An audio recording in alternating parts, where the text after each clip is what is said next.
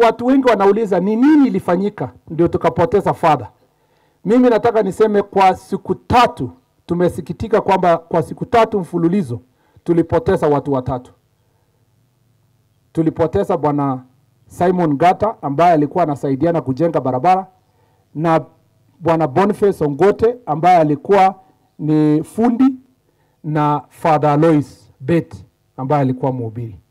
Kwa hao wote watu watatu, ningetaka kusema ni kwa nini hawa majangili walienda kupiga hawa watu watatu ikiwa pamoja na Father Alois.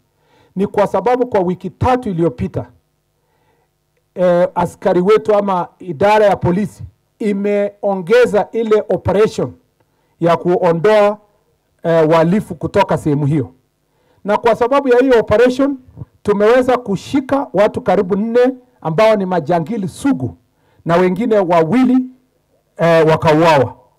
Na mmoja wao ndio alikuwa komanda yao katika sehemu hiyo.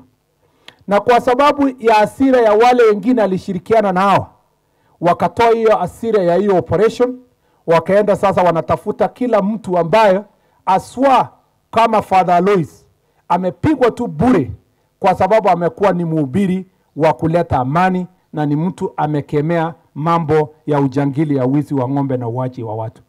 Father Alois amewawa bure.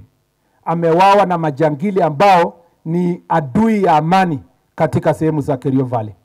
Na mimi nataka niwahakikishie ninyi Wakenya wenzangu ya kwamba kama vile tumedhibiti kupunguza kwa 50% mambo ya banditry katika Kerio Valley, tutajitahidi zaidi kwa miezi ambazo ziko mbele ndio tupeleke 50% hiyo iende ikielekea Suburi, kwa sababu tunataka kumaliza mambo ya uwizi wa ng'ombe. Tunataka kumaliza uwaji ya watu.